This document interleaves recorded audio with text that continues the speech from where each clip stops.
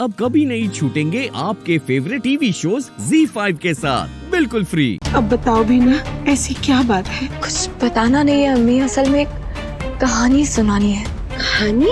अम्मी, इस कहानी की मरकज़ा किरदार एक बेहद नेक औरत है।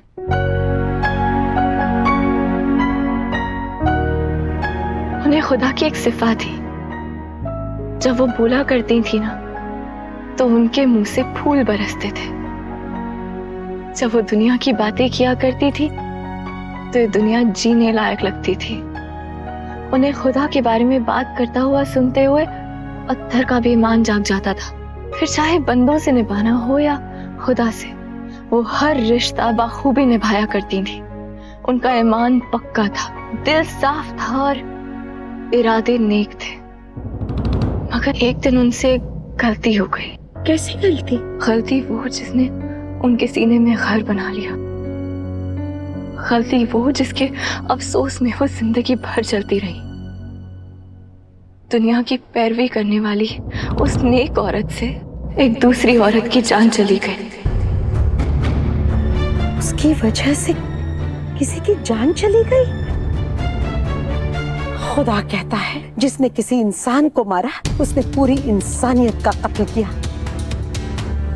अगर उस औरत की वजह से किसी को अपनी जान गंवानी पड़ी हो, फिर वो नेक औरत कैसे हुई दुआ? वो नेक औरत ही थी। उन्होंने उस औरत की जान जानबूझकर नहीं ली थी। उनसे गलती हुई थी, गुनाह नहीं।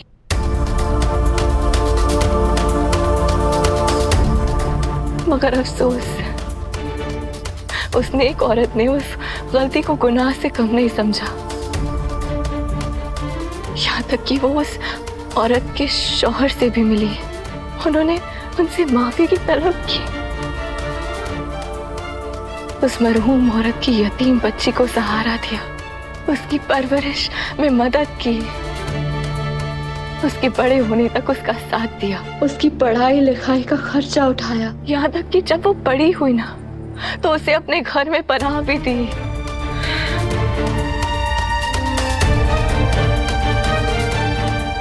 अपने सगे बच्चों से ज्यादा मोहब्बत लुटाई उस यतीम बच्ची पर। मगर उसका कोई फायदा नहीं हुआ। पर क्यों? उस नेक औरत ने उस यतीम बच्ची के लिए वो जो कुछ कर सकती थी सब किया। मगर फिर भी उस यतीम बच्ची ने अपनी माँ की मौत के जिम्मेदार उस नेक औरत को माना और उसे कभी माफ नहीं किया।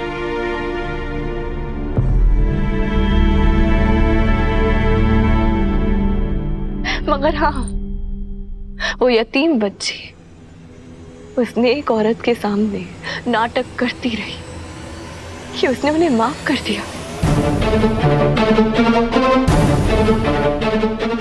मगर फिर भी उस नेक औरत के खिलाफ अपने मन में जहर रखा, उनसे नफरत करती रही।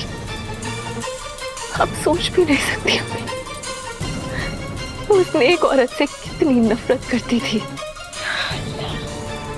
और आप जानती हैं उस यतीम लड़की का नाम क्या है?